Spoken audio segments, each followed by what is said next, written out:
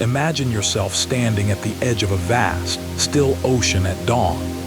The air is cool and heavy with salt and mist, and you can feel the gentle weight of moisture against your skin.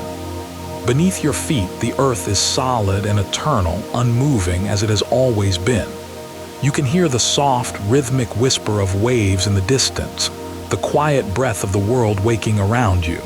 There is no urgency here, no rush. The rocks beside you are ancient and patient, their surfaces weathered by countless ages.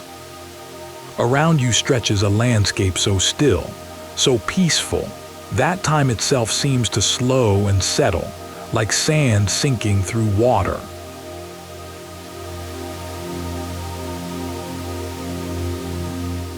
In this moment, you are standing on something that feels permanent as stone.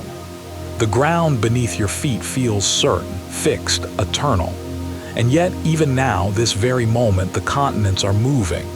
They drift across the surface of the earth at speeds comparable to the growth of your fingernails, slowly, steadily, imperceptibly.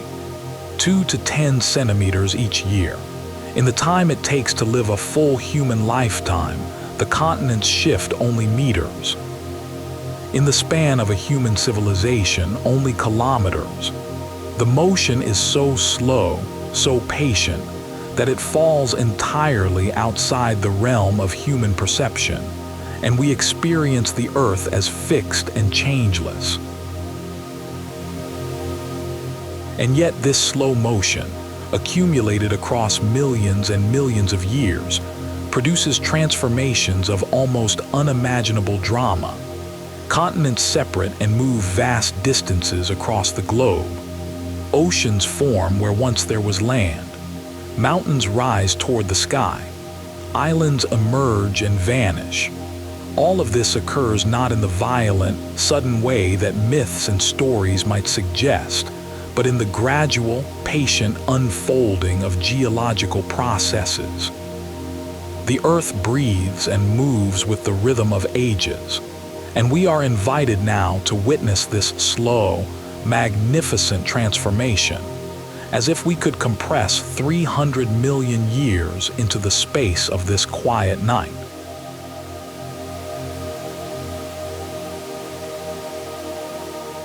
"300 million years ago, the continents of the world were arranged in a configuration that seems almost dreamlike in its totality. All of the major landmasses were gathered together into a single supercontinent, a vast island of rock and soil that represented the complete assembly of continents that we know today, clustered together as a single unified landform. This supercontinent was called Pangaea, which means all earth in ancient Greek. Picture this ancient world, where we now have the Atlantic Ocean stretching across thousands of kilometers. There was then solid land. North America and South America were not separated from Europe and Africa by a vast body of water. Instead, they were pressed directly against one another, their edges touching, their continental plates in contact along lines that would later become coastlines. The Indian subcontinent, which today sits as a distinct peninsula, was attached to the southern edge of this enormous supercontinent. Australia, now an island surrounded by water, was nestled at the southeastern edge of this unified landmass. All of these continents, these places we think of as separate and distinct, were once pressed together as intimately as the fingers of a closed fist. Imagine standing in the interior of this supercontinent, far from any ocean. The air is hot and dry, the sun relentless overhead. Sand stretches endlessly in all directions, dunes rising and falling in waves beneath a burning sky.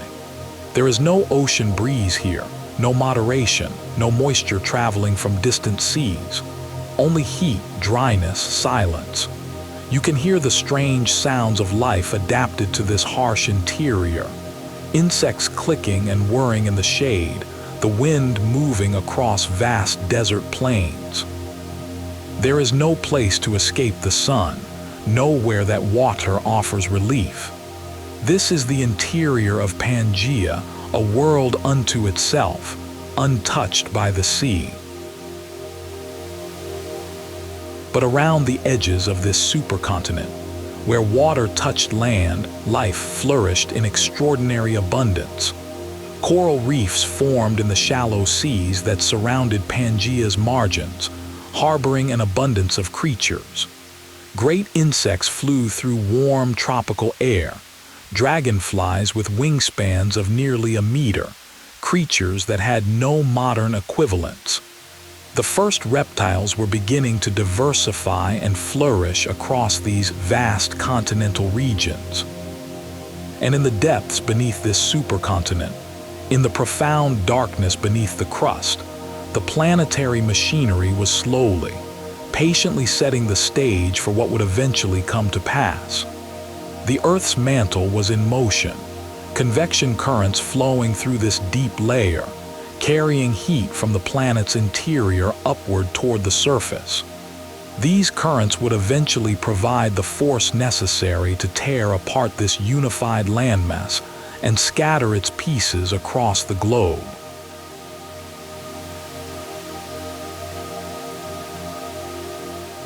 After the assembly of Pangaea, there followed a long period of remarkable stability. For approximately 100 million years, the supercontinent remained relatively intact. The continents sat together in their gathered configuration, their edges pressed against one another, their histories becoming increasingly intertwined as they traveled together across the surface of the Earth. It was as though the world had chosen to rest. And in that stillness, life flourished and diversified in extraordinary ways. The early dinosaurs emerged during this time, beginning their slow evolution from their reptilian ancestors. These early dinosaurs were relatively small creatures compared to the giants they would become millions of years later, but they represented a new and successful form of life. They spread across the supercontinent, adapting to the various climates and ecosystems that existed in different regions. Deserts and grasslands, forests and swamps, all of these environments existed on Pangaea, and all of them hosted their own unique populations of prehistoric life. Though the surface appeared calm and unchanging, great tectonic forces were working in the depths beneath the crust, building pressure, building strain along certain critical boundaries. The convection currents in the mantle were creating stresses in the overlying rock, concentrating forces along certain lines that would eventually become the weak points where the supercontinent would fracture. These stresses accumulated slowly, imperceptibly, across the span of millions of years. The rock itself was being stressed and strained by forces acting from deep within the Earth. Yet the surface of Pangaea appeared calm, peaceful, eternal. Within these 100 million years of continental stability, the diversity of dinosaurs increased steadily.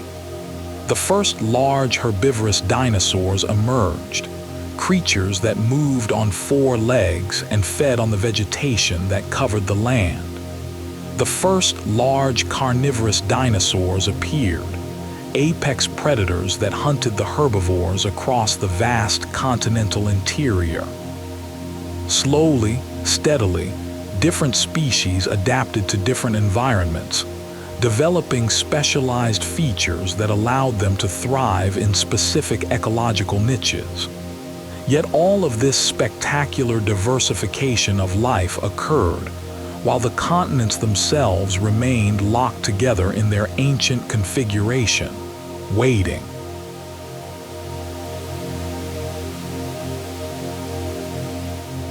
"200 million years ago, the Great Change began. The stresses that had been accumulating within the crust finally became too great to resist.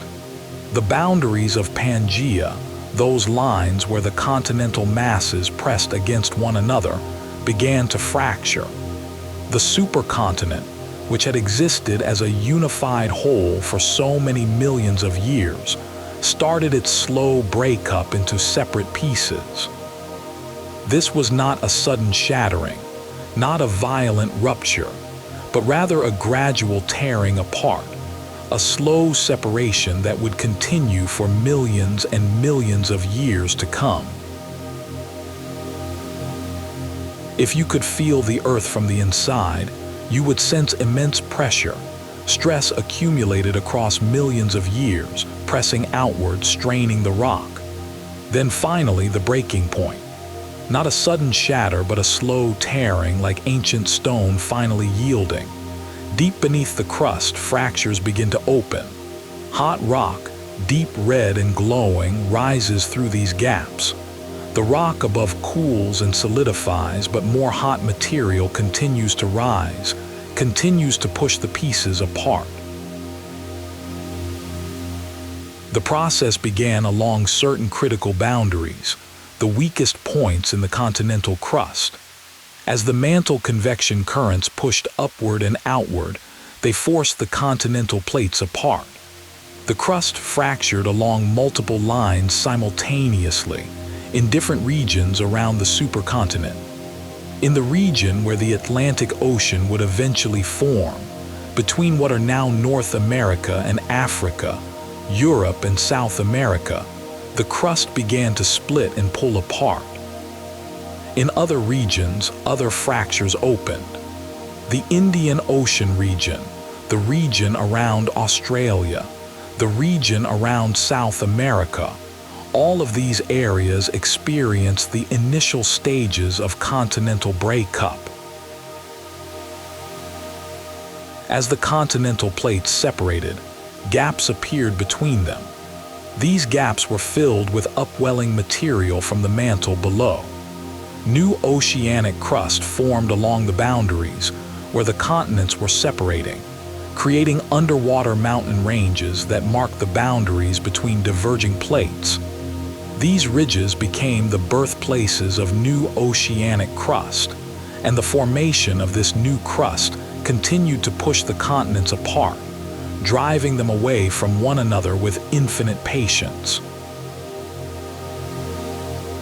The animals living on these separating continents knew nothing of what was happening to the land beneath their feet. Dinosaurs continued to walk and hunt and reproduce on the separating continental fragments. Generations came and went. Species evolved and adapted. The climate continued to change in response to the shifting positions of land and water. Yet the process was so slow that individual creatures, individual generations, individual species lived out their entire histories in environments that appeared unchanging. Only across the span of millions of years did the transformation become apparent.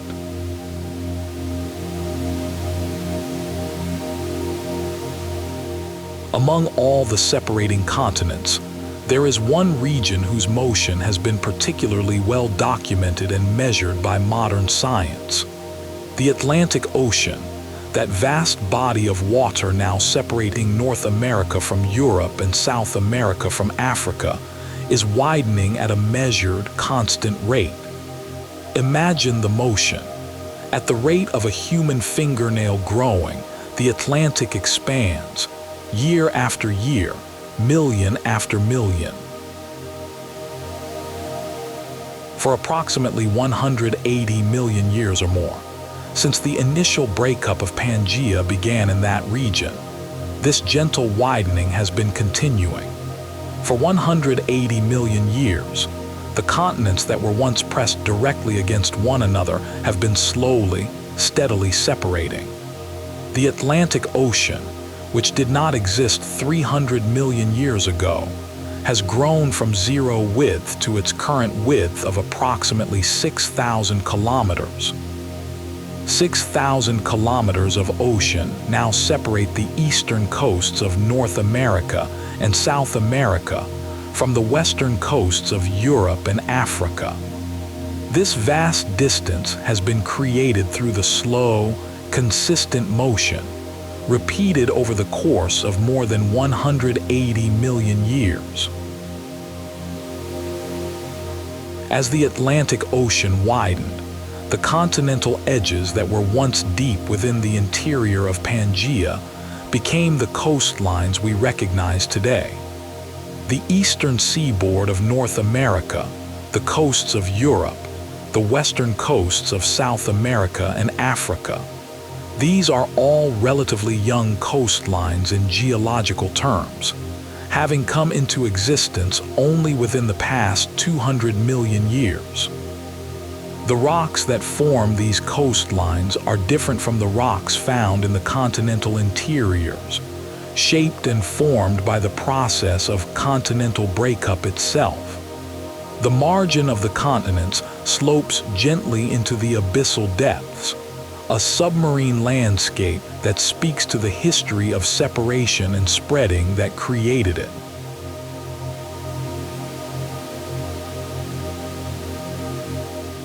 While the Atlantic Ocean was opening and widening at its steady, patient pace, another story was unfolding in a different region of the world.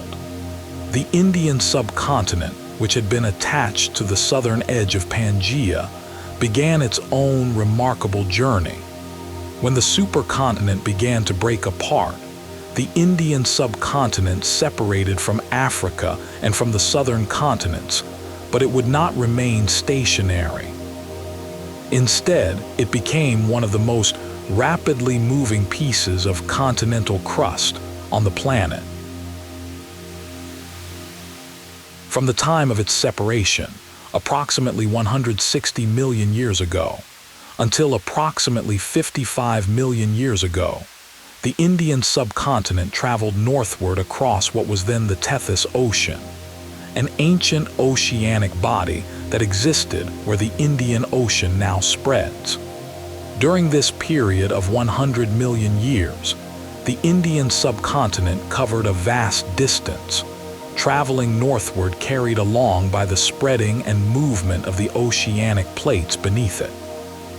It cut through the ancient ocean like a slow, inexorable ship, following a course set by the forces of mantle convection far beneath the surface. Imagine this slow, northward journey across an ancient ocean.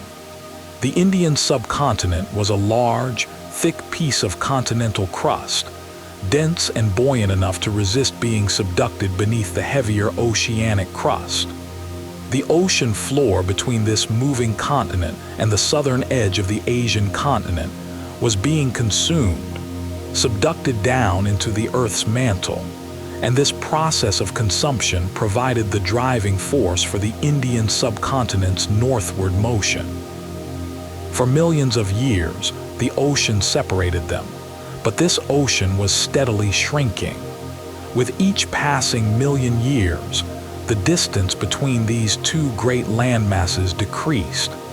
The collision that would eventually result from this motion would be one of the most consequential geological events in the history of the Earth.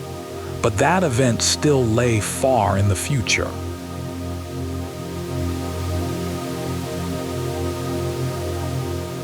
"55 million years ago, the inevitable collision finally occurred. After its journey across the Tethys Ocean, the Indian subcontinent collided with the southern edge of the Asian continent. Unlike smaller pieces of oceanic crust, which are cold and dense enough to sink down into the Earth's mantle when they collide with lighter continental crust, the Indian subcontinent was too buoyant, too thick, too massive to be subducted in this way. When it collided with Asia, something remarkable happened. Rather than sinking beneath the Asian continent, the Indian subcontinent remained at the surface, and the compression of the collision forced the rock of both continents upward, creating the greatest mountain range on Earth. The Himalayas rose from this collision. These mountains, which stretch across southern Asia, represent one of the most dramatic physical features on the surface of the planet. The highest peaks of the Himalayas, including Mount Everest, reach higher into the sky than any other mountains on Earth. These mountains are composed of rock that was originally formed in ancient oceans and on continental margins. In the Himalayas today, you can find fossils of sea creatures, the remains of organisms that lived in the Tethys Ocean millions of years ago, now embedded in rock at heights of many thousands of meters above the sea. What is particularly remarkable is that the Himalayas are not finished growing. Even today, 55 million years after the collision began, the mountains continue to rise. The Indian subcontinent continues to move northward beneath the Asian continent, pushing the mountains slightly higher with each passing year. In the time it takes a person to live a full human lifetime of 80 years, the Himalayas grow taller by approximately 40 centimeters.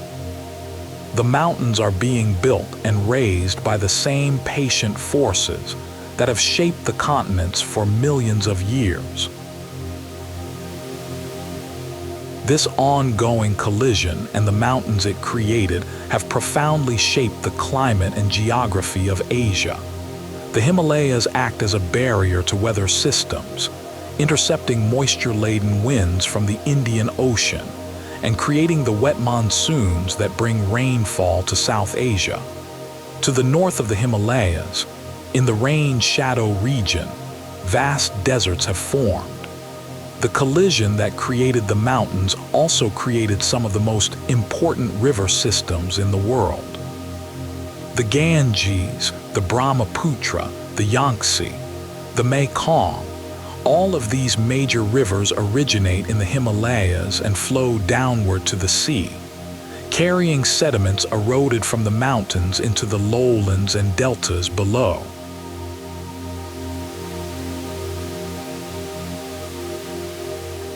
As we journey deeper into geological time, we begin to understand that the motion of continents is not merely a curiosity of planetary science, but rather a fundamental process that shapes every aspect of the world we inhabit.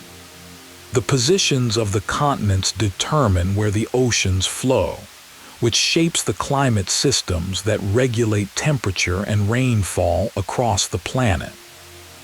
The continents themselves, through their motion and collision, create mountains that in turn shape weather patterns, ocean currents, and the distribution of life across the surface of the Earth.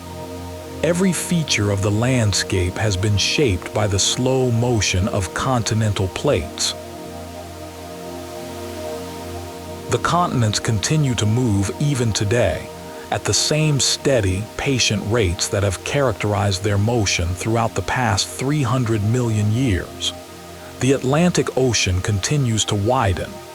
Australia continues its northwestward journey. Africa continues its slow eastward motion, which is gradually creating a rift that may, in tens of millions of years, split the African continent itself. The mid-ocean ridges continue to produce new oceanic crust, and the subduction zones continue to consume old oceanic crust, descending into the mantle and eventually being recycled back into the interior of the Earth. The implications of this ongoing motion are profound. The map of the world that we see today is not the final configuration of the continents. In fact, it is merely one moment in an endless sequence of continental arrangements. The Atlantic Ocean will continue to widen. Africa will eventually move northward. The configuration of land and sea will gradually rearrange itself into new forms. In this way, the Earth is truly a dynamic, living planet. The continents are not fixed and eternal, but rather mobile and temporary in their arrangements.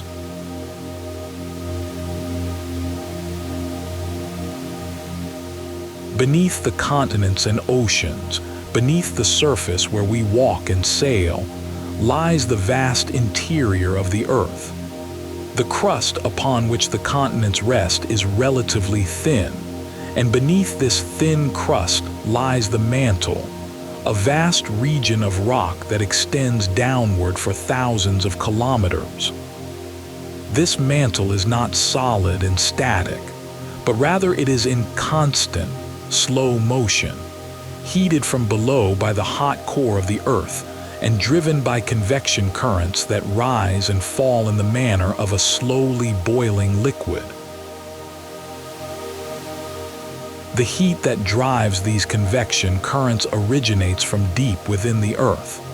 The core of the planet is extraordinarily hot, with temperatures comparable to the surface of the Sun.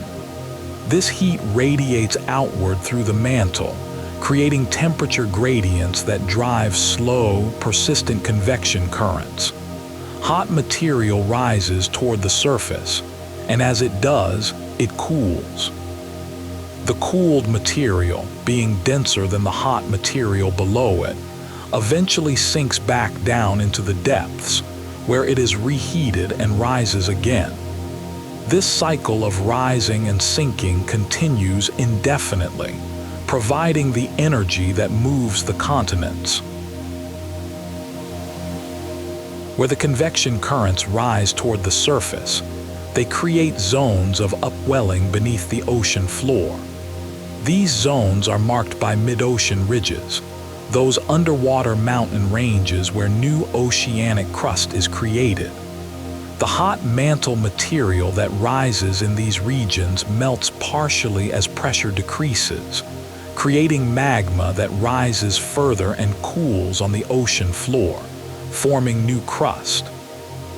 This new crust is continuously being created along the mid-ocean ridges that circle the Earth, and at the same time, old oceanic crust is being consumed in subduction zones, where one plate descends beneath another and returns to the mantle, where it is eventually remelted and recycled.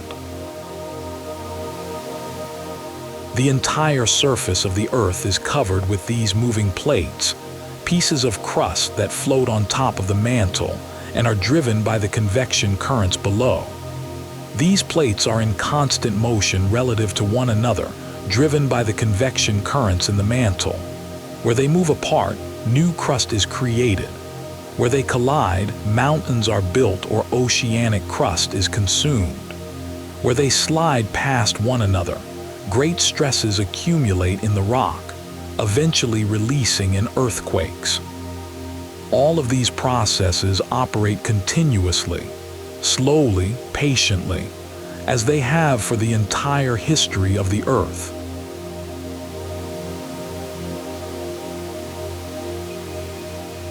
Imagine the vast expanse of time across which these processes operate. 300 million years. The human mind struggles to comprehend such a span. A human lifetime is roughly 80 years. 300 million years represents almost 4 million human lifetimes. In that time, countless species have evolved and disappeared. Entire families of organisms have risen to prominence and become completely extinct. The dinosaurs, which ruled the Earth for approximately 165 million years, eventually succumbed to catastrophe and became extinct. Their time on Earth, which seems immense to us, represents less than half of the 300 million years we are considering. During these 300 million years of continental drift, life on Earth has undergone transformations as dramatic as the transformations of the continents themselves. The arrangement of continents determines the pathways of ocean currents, which regulate climate and weather patterns. It determines which populations of organisms can interact with one another and which are isolated. As the continents separated, populations became isolated from one another, and this isolation drove the process of speciation, the creation of new species adapted to specific environments and geographic regions. The flowering plants, for instance, evolved and diversified during the time when the continents were separating. As continents separated and oceans widened, different populations of flowering plants evolved independently in different regions, developing specialized flowers and seeds adapted to local pollinators and dispersal mechanisms. The great tropical rainforests of South America, Africa, and Southeast Asia were shaped by the specific climates created by the separated continents, and the plants that inhabit these rainforests are in many cases unique to their particular regions because of the millions of years of isolation that have separated them from related species on other continents. Similarly, the animals that inhabit the continents today are largely a product of continental separation and isolation. Australia, which separated from other southern continents early in the process of Pangaea's breakup, developed its unique fauna of marsupials, kangaroos, koalas, wombats, and countless others. These animals evolved in isolation from the placental mammals that dominate other continents, resulting in an entirely different suite of species. The biological diversity of the world today is intimately connected to the arrangement of continents that resulted from 300 million years of slow continental drift.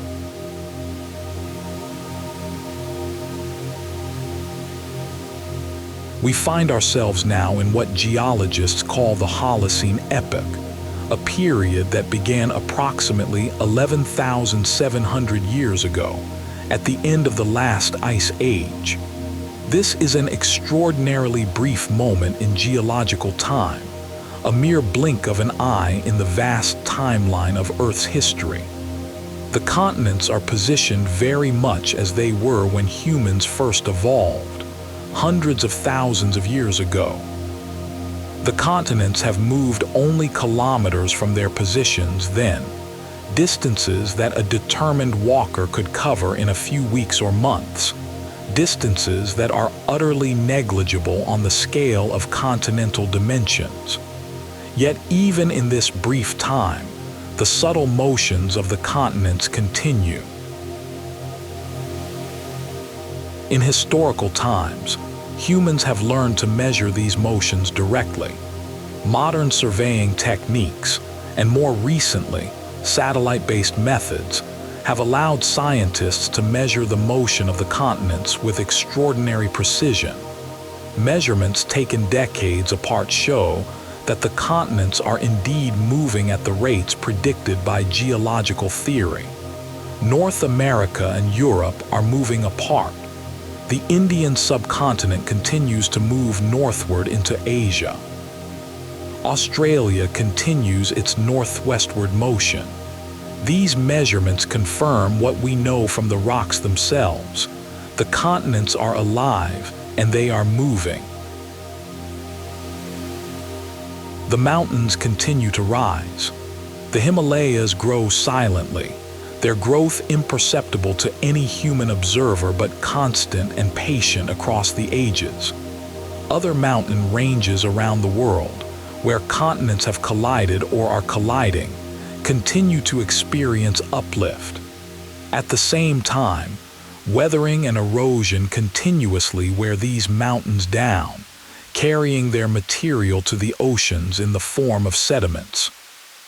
This endless cycle of mountain building and erosion has been proceeding for the entire history of the Earth, and it continues even now. The oceans continue to expand. New oceanic crust continues to be created along the mid-ocean ridges, spreading the continents apart. Old oceanic crust continues to be consumed in subduction zones, sinking into the mantle and being recycled.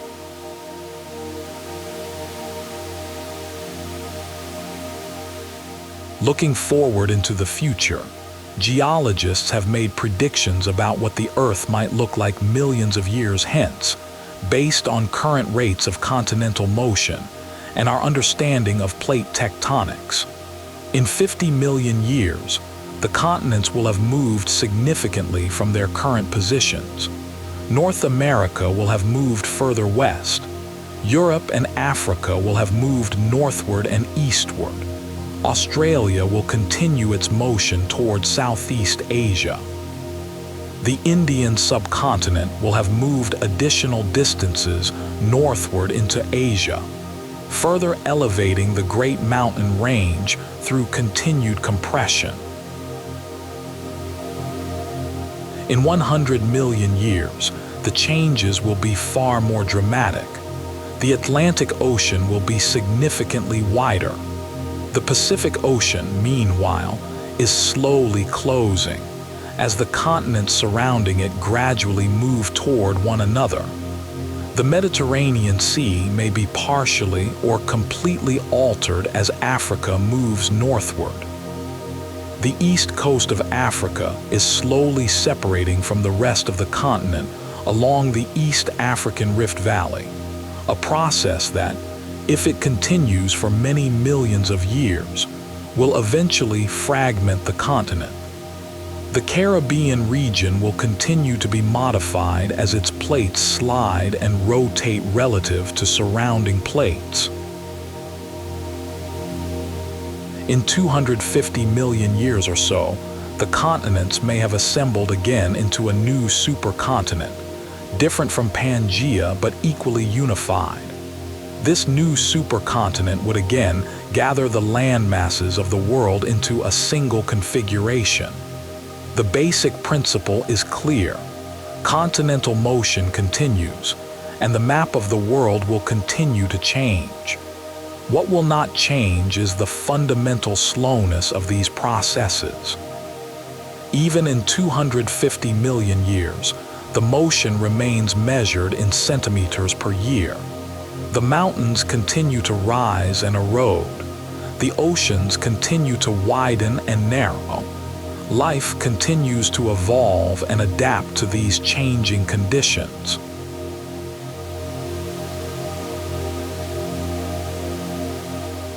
The contemplation of continental drift across 300 million years offers us a profound perspective on our place in the cosmos and in time. We are creatures who measure our lives in decades, who feel the passage of a century as an enormous span of history. Yet we live on a planet that reshapes itself on timescales millions of times longer than our own lifespans. The mountains we see as eternal and unchanging are actually temporary features, destined to be worn down by weather and erosion, and destined to be rebuilt by tectonic processes. The oceans that seem immense and fixed are actually dynamic systems, forever opening and closing, forever reshaping the boundaries of the continents. This understanding brings with it a certain quietness of mind. The continents we inhabit, the mountains we climb, the oceans we sail across, all of these are not permanent features but temporary configurations of matter on a planetary surface. They have changed in the past, they are changing in the present, and they will change in the future. The configuration of land and sea that we know as home is merely a moment in a vast sequence of configurations. 300 million years ago, the world was entirely different. 300 million years in the future, it will be different again. In this perspective, our human concerns, important as they are to us, occupy an infinitesimally small space in time. Yet this perspective need not diminish or disturb us. Rather, it can be liberating and deeply soothing. We are living on a dynamic, living planet, one that is constantly engaged in the process of renewing itself.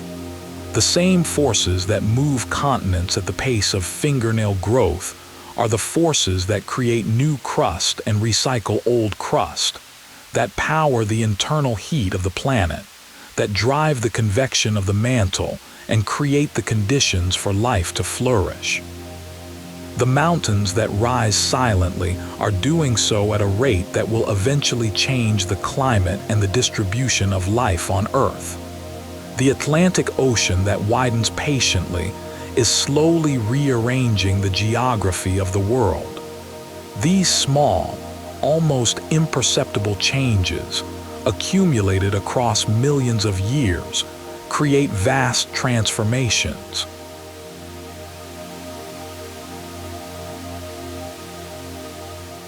And so, as we drift now into the closing moments of this journey through time, we carry with us the understanding that the earth beneath our feet, solid as it may feel, is in motion. The continents are traveling at the pace of fingernail growth, moving across the surface of the planet in response to forces that operate in the deep interior.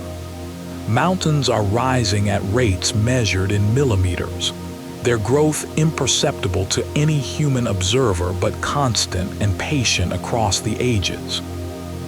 Oceans are widening, continents are separating, and the entire arrangement of land and sea is slowly, gradually transforming. We can rest in the knowledge that these processes operate at a scale, and a time scale that exists entirely outside the realm of our immediate experience. The ground beneath us, which has felt solid and unchanging throughout our entire lives, will be in virtually the same position when we close our eyes and drift away to sleep. The mountains will not noticeably grow taller in the span of a human lifetime. The oceans will not perceptibly widen within the memory of any one person. Yet all of this motion is occurring, constant and patient, woven into the deepest fabric of the world. In 300 million years, the world will be unrecognizable. But tonight, in this moment, in this small pocket of geological time that you occupy, you rest on ground that is stable, solid, and present. You sleep on the back of moving continents on the surface of a dynamic living planet. And as you drift deeper into sleep, that slow motion continues, that patient reshaping of the world continues beneath you, around you, through you. The mountains rise, the oceans widen. The continents drift across the face of the earth at the pace of fingernail growth. And you, in this moment, are part of that motion, held gently in the patient hands of geological time.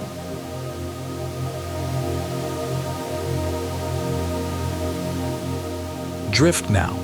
Let your breathing slow to match the breathing of the earth. Rest in the knowledge that you are safe, held, cradled in the vast expanse of time and space. The world moves around you and beneath you, but you are still. You are here. You are home. Sleep now and let the slow motion of the continents carry you gently down into the depths of rest.